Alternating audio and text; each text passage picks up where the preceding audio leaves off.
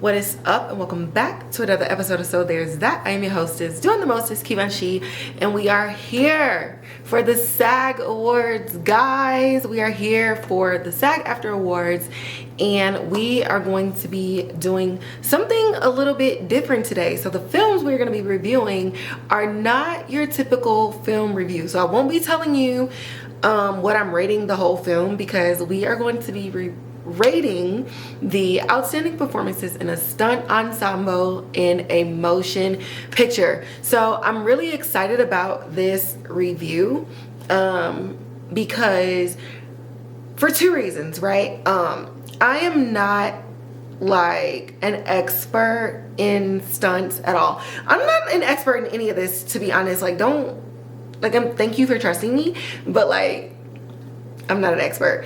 But stunt specifically is like super interesting to me.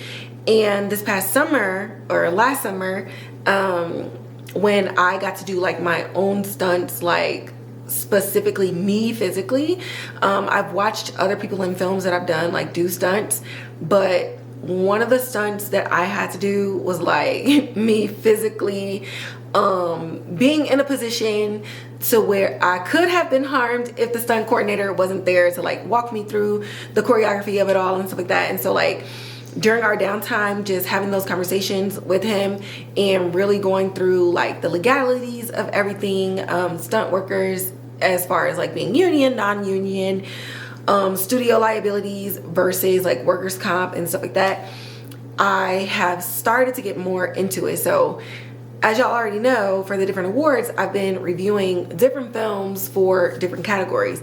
But for SAG, it's one of the few award ceremonies where they are actually like looking at your stunt workers specifically. And stunt people aren't really known, right? Even when we look at some of the best action films, we still talk about the actor in that sequence, and we never talk about the stunt double and the work that goes on behind the scenes to make these things work. So I wanted to challenge myself and to be able to watch a film and look at it from a different perspective than, you know, cinematography, direction, musical score, composition, etc. And I wanted to just look at it from a place where I was ignorant, and it also forced me to do just a little bit more digging and a little bit more research in that, and just come with something very different in elemental substance as it pertains to the podcast. So getting into it, right? So the SAG Awards will be airing this year on Netflix on the 23rd of February.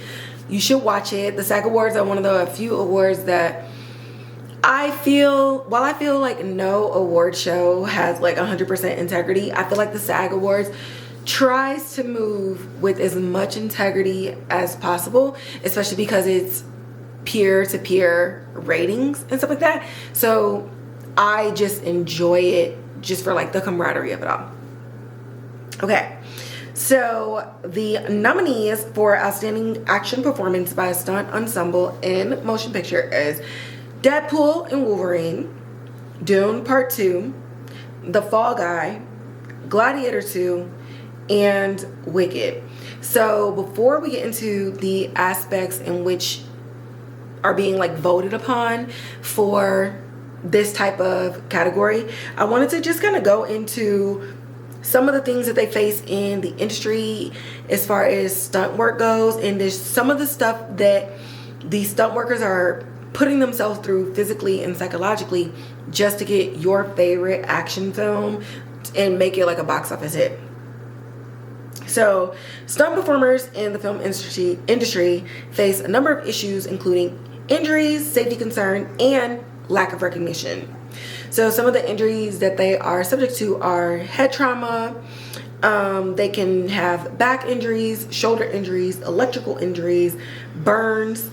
They can have PTSD, depending on the type of film that they're doing and how many times they have to do a stunt. Safety concerns as far as environments, many of them have reported unsafe working conditions, as well as a lack of health and safety measures. So a lot of them report health and safety concerns, but then on the other side of it, a lot of stunt workers are hesitant to report certain things because of fear of being blackballed from the industry, not working anymore. They don't report injuries because they're never going to get any work again. So you're talking about trying to cover up major and severe pain with different steroids, different painkillers and stuff like that, which over a long period of time, either your body is going to not respond to that anymore, or you're going to be subject to potential medication and substance abuse and misuse. As far as a lack of recognition goes, the anonymity, so stunt performers are often anonymous to the general public, which leads to a lack of recognition in their work, and they're also undervalued for the risk that they take. So like I said, we talk about some of our favorite action films, like, think about movies that Arnold Schwarzenegger have been in, or Sylvester Stallone, Tom Cruise, who else? Jason Statham. Think about Blade, every MCU and DC movie and TV show. Like, we credit the actors when in reality, there are other people coming in, putting their lives at risk and their livelihood at risk to do these things. On the other side of it, I think it's really cool that there are people in this world who dedicate their lives to, driving motorcycles and vehicles off of cliffs and bridges, and learning how to strategically flip vehicles, and who will allow themselves to get set on fire in like burn suits and trust that production and other people around them will have enough safety measures in place to ensure their safety. So I just, again, really wanted to do this category because it is a challenge, but also just, to bring light to the fact that there are other people besides your fave who are out here absolutely making things work, okay? So getting into what are the specifics on, like, what are you judging for outstanding stunt performance, right? So I actually got lucky, and there are 10 specific categories. So I was just like, okay, when I judge these out of 10, I'll just take away a point or like a half a point based on the category, depending on what I think the film did for that specific thing. And it made it a lot easier to give it a something out of 10 rating than just like an overall film review.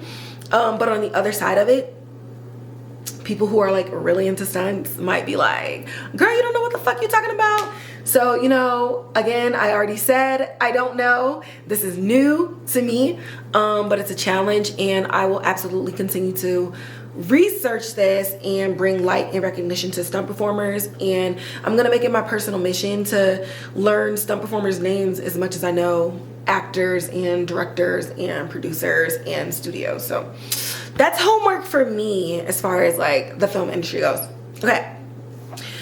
When judging an outstanding stunt ensemble in a movie, key factors include complex choreography with seamless transitions, high-risk maneuvers executed with precision, strong ensemble cohesion, creative use of stunt techniques to enhance the story, and a visible commitment to safety while delivering impactful action sequences, all while considering the film's overall aesthetic and specific demands of the stunt choreography within the narrative. So, going into the technical proficiency of it all.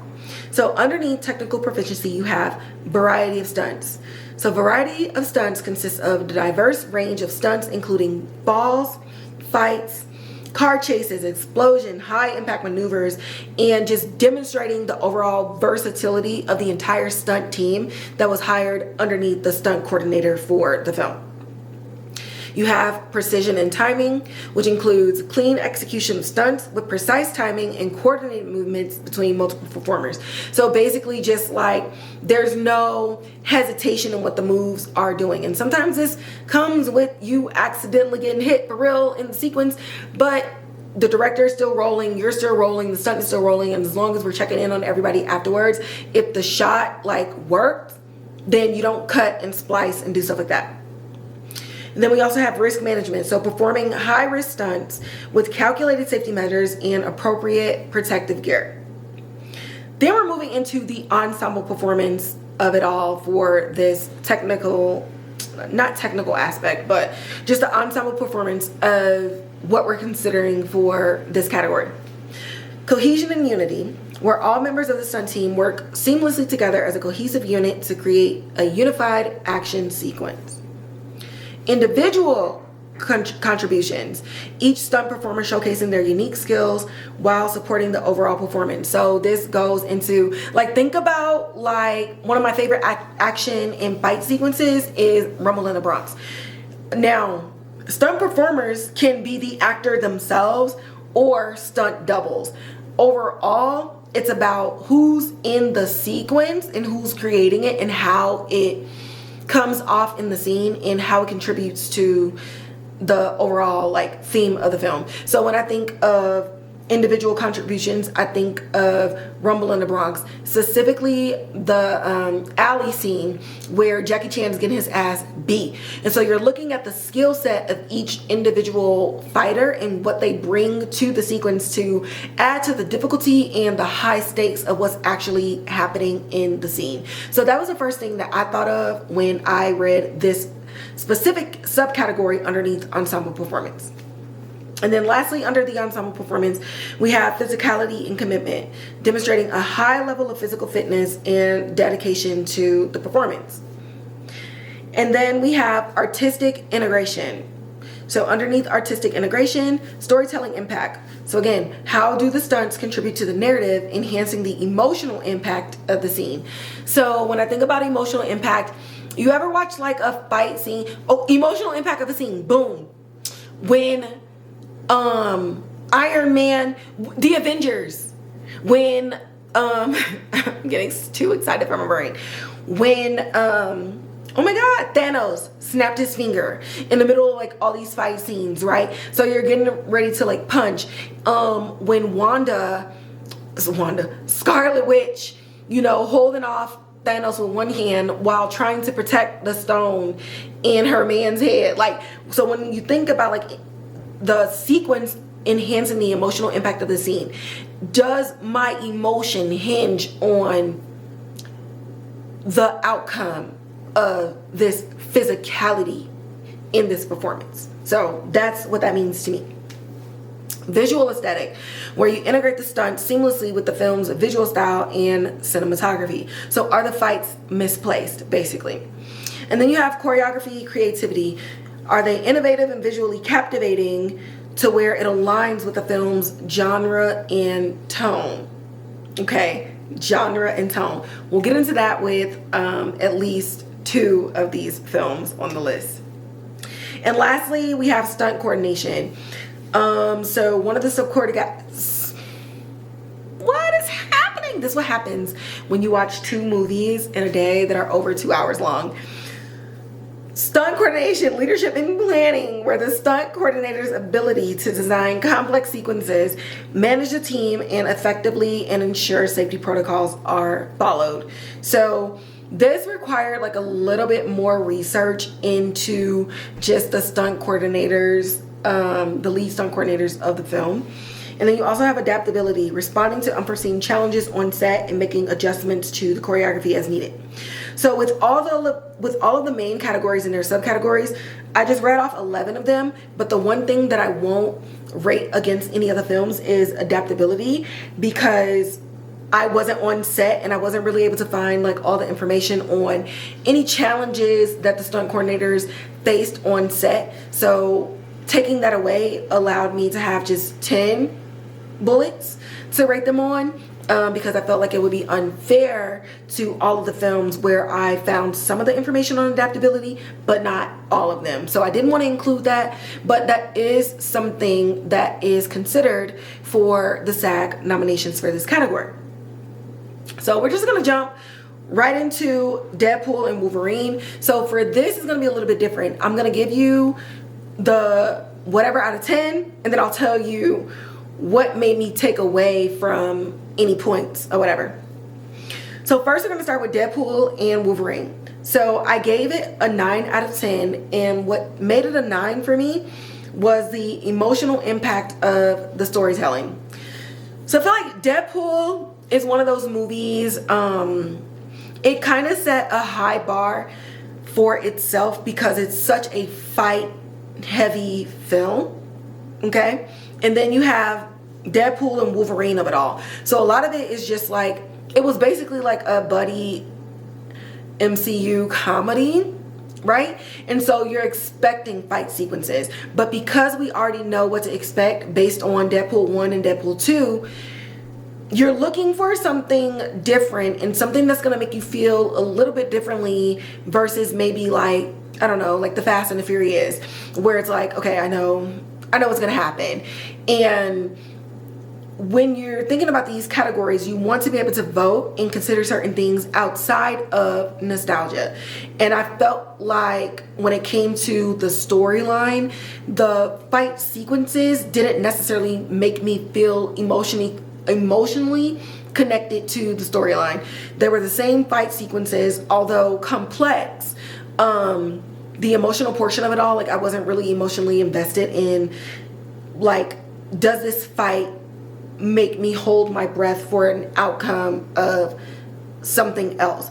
Because it didn't necessarily give me anything new. But overall, I felt like it met every other bullet point, and that's regardless of whether or not you think the movie overall was like a 10 out of 10, a 6 out of 10 or whatever. Rating it against all of the bullet points, did it meet these things in these categories to be considered as a nominee? And I feel like where it fell short was its emotional impact. Moving on to Dune Part 2. So again, this is stunts. This is not story. This is not cinematography. This is not direction. This is stunts, okay? Just a reminder. So for the stunts, I gave it a 6 out of 10. So where I took away points from were variety, risk management, individual contributions, and choreography creativity.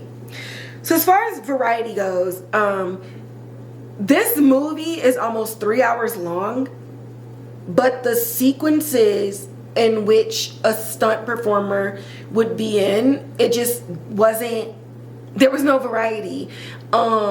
What was happening on screen was very just consistent throughout the entire thing. And it's weird for this movie because this movie is an adaptation of books. So they have a framework in which they have to work with, because you still have to tell like the book story while giving like a reimagining. You know what I mean? So I feel like Dune Part 2, their hands were tied a little bit in where there weren't even a lot of stunt sequences that would make me fully categorize this film even as an action film, so much as like drama sci-fi with like a tertiary category of action. As far as risk management, again, the types of stunts and stuff that were being performed, which also goes into choreography, creativity as well. There weren't a lot of risks taken where you felt like the characters, whether it was the antagonist or the protagonist, were in any type of physical danger where you were worried about what was going on in the scene. And this is a movie that I'm assuming classifies itself as action, but lends itself to the drama and to the plot of it all to build up to something bigger than itself. And then as far as individual contributions, again, the scenes where I felt like, okay, they may have had a stunt double and stuff like that, we didn't really get to see like a full range of what that individual stuntsman, and when I say stuntsman, I'm including like women too, or stunt actor, I'll say that, so that can be all inclusive. I didn't really get to see like range of the stunt actors that would have been in those scenes. So for those reasons, I just basically deducted 4 points for those particular areas when it comes to ensemble stunt cast. Okay. Going into The Fall Guy. Now, I don't know if when filming The Fall Guy, they said, or that they set out to want to compete in this category, but it's very unique. So I would describe this film overall as like a fictional biopic of stunt actors, because the movie itself is about stunt actors and what they do behind the scenes and how they contribute to action films. This was a very bold choice to take, and it's also classified as a comedy as well. I felt like, based on all of the bullet points, I gave them a 10 out of 10. So I'll actually go through these bullet points quickly just as a reminder so that you can like understand why I gave it a 10 out of 10. So the variety of stunts. Because this film is a film about stuntsmen behind the scenes, you got to see sword fighting, hand-to-hand combat, pyrotechnics, flipping cars, jumping on helicopters, jumping out of helicopters, swinging mechanism, boats, things blowing up and stuff like that. So in and of itself, you're looking at this film through the eyes of a stunt worker, and that stunt worker, depending on their level of experience and their versatility within stunt acting, you got to see that all over the place within this film. Precision and timing.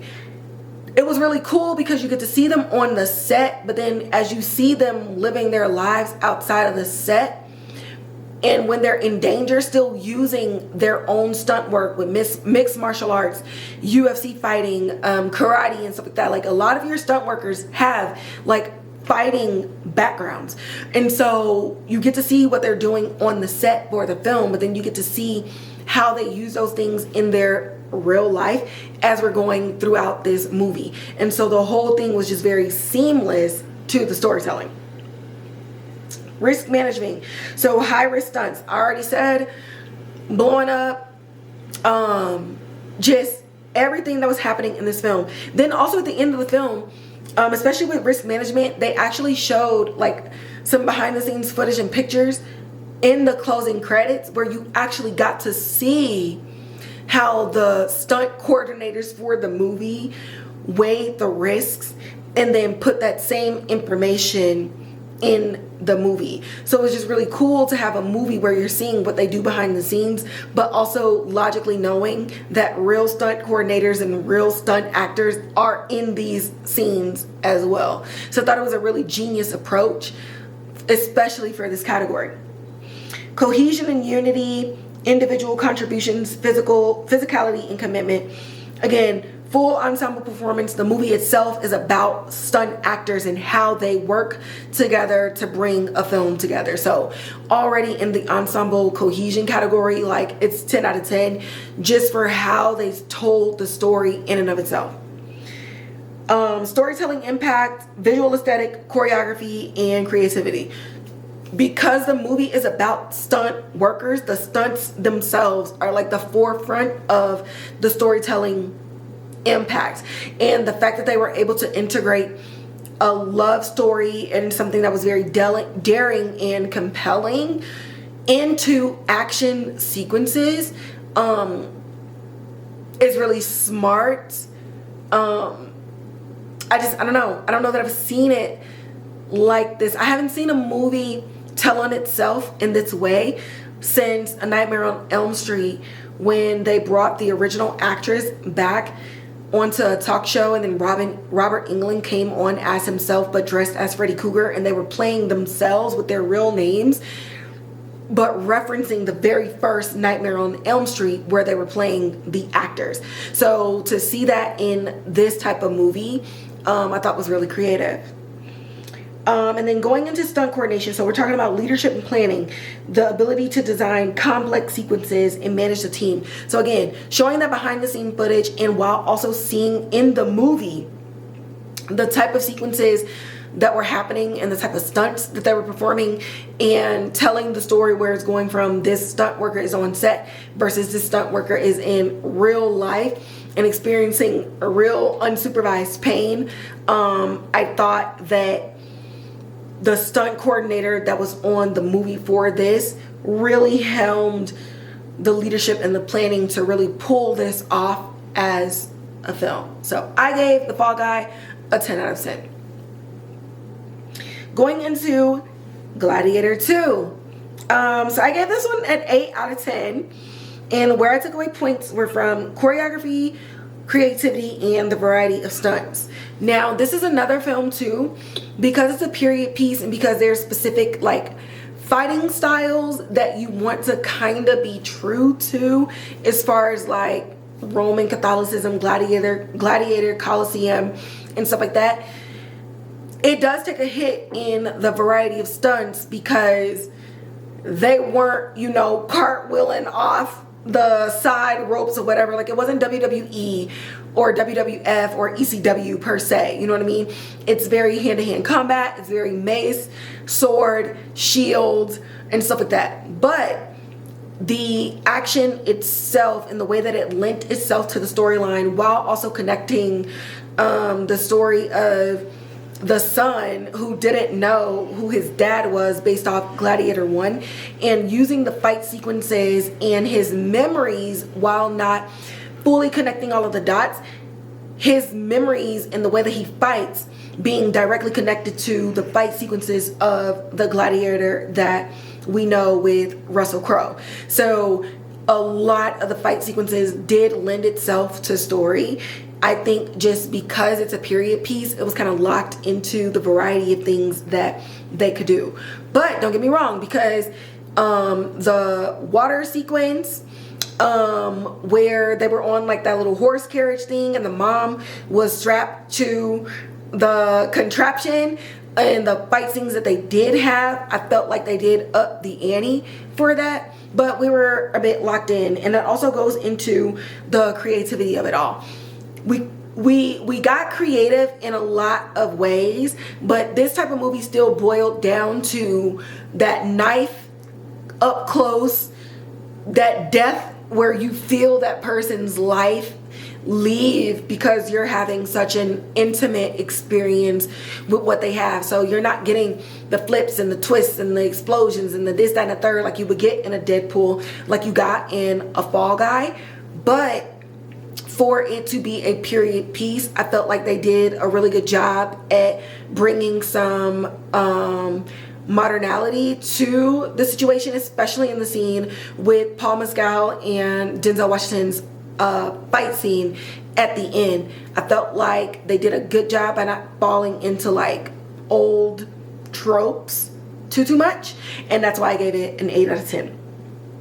And then last but not least, Wicked. Okay, so this one's a little bit different because it's a musical, and it's not the lightest of it. I would say, like, it's a musical comedy. The Fall Guy is an action comedy. Deadpool is an action comedy. But I think it's just different because in Wicked, a lot of your stunts aren't necessarily stunt actors so much as they are dancers and like stunt theatrical performers. So I gave this one a 6.5 out of 10.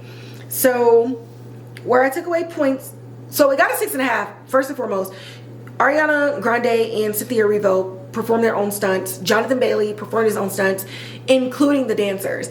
And Jonathan, Ari, and especially Cynthia had some very difficult stunts in there where they're singing and doing these things. So the level of difficulty for the individual was high. But as far as an ensemble, I deducted points for variety, risk management, physicality and commitment, and I gave off half a point for storytelling impact, specifically with Ariana's stunts. So as far as variety goes, it's kind of hard to give it like, to say it's a lot of variety because they're dancing. And so while we have like where they're dancing on mechanisms and hanging from the ceiling and flying on a broom, it's still, there's still a type of stunt that they're doing, and the majority of it was like, what do you call it? I feel like aerobics is not the word, but aerial, there we go. I'm like, it's aero, the root for being in the air. So a lot of it was like aerial stuff, a lot of it was acrobatics, and that's kind of where we stayed a little bit, which is not bad because it's supposed to be magical, it's supposed to be witchy and stuff like that. Again, risk management, high risk stunts. I don't think anything necessarily was like super high risk other than Ariana swinging from a chandelier, which a bed was right below her.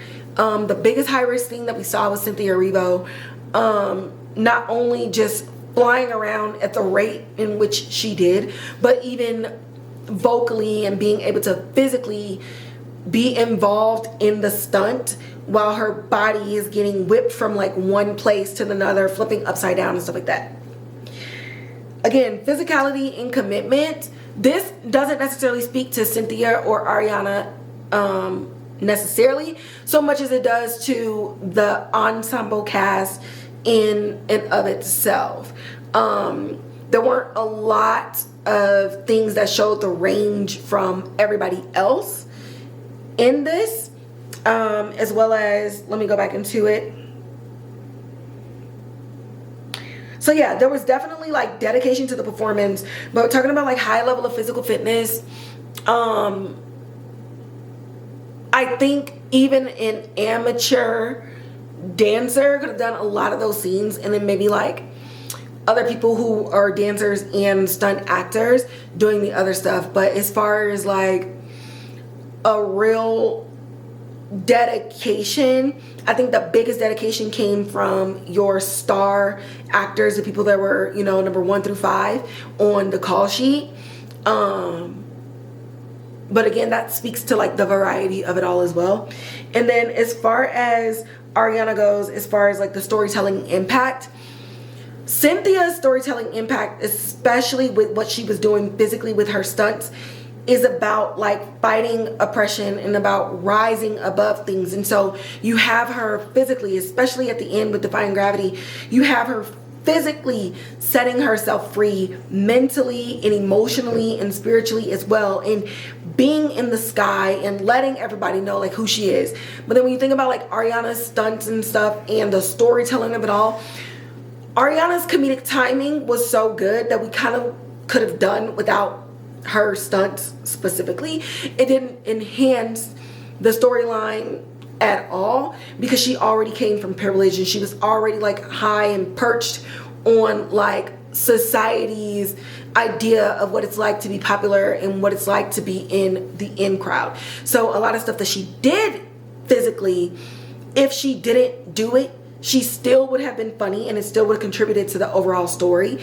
But I don't necessarily think that her stunts, specifically what she did in these scenes outside of the context of the dialogue, I don't think that it enhanced the storyline at all, and we really could have had the same outcome and the same impact that Wicked has without her swinging from a chandelier or like doing the toss scene and stuff like that. You know what I mean?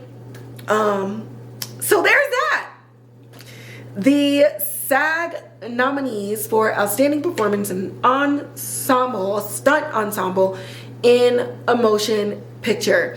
I would love to know what y'all think. Again, this has nothing to do with the overall rating of the film. We're talking about stunts specifically, which again is a little bit different. It's definitely outside of my realm of expertise and outside of my comfort zone. But I thoroughly enjoyed watching the movie from this perspective and this point of view, because it allowed me to consume and enjoy the movies differently. Because I'm gonna be real with you, just watching Dune and just watching Deadpool, the story itself I wasn't interested in at all. Like, I'm gonna be real. But watching it again and looking at and putting my mind in the idea of like what other people are doing to bring this movie to fruition, I was able to watch it as if I was one of the stunt workers, and it made me appreciate and value the film more than I did on my original watches in the theater. So on my rewatches at home, it's like, oh, okay, I get to feel that same pride that the stunt workers felt as well, especially knowing that they hurt themselves, and knowing that they aren't necessarily taken as seriously as the actors, and that they could be helmed and upheld and given a lot more recognition than the industry has historically done in the first place. So shout out to all the stunt workers, shout out to the would-be stunt workers, shout out to the people who like to do parkour, shout out to the random kids who like to flip off of trees and fences and stuff like that. I was that kid playing follow the leader and flipping off everything. So I do love the action pack of it all. I love the physicality of it all. And I look forward to seeing which stunt group wins this. And yeah, that's gonna wrap up this episode for the SAG Awards. Remember to stream it on Netflix February 23rd. As always, like, share, subscribe, hit that notification bell, leave a comment in the comment box below. For those audio listeners, go ahead and make sure you share that Spotify and the Apple Podcast link. And as always, you can follow me on Instagram for more film industry news and updates at So There's That Podcast, and as well Twitter and Blue Sky at Kivanchi. And with that, I'm gonna catch y'all in the next episode.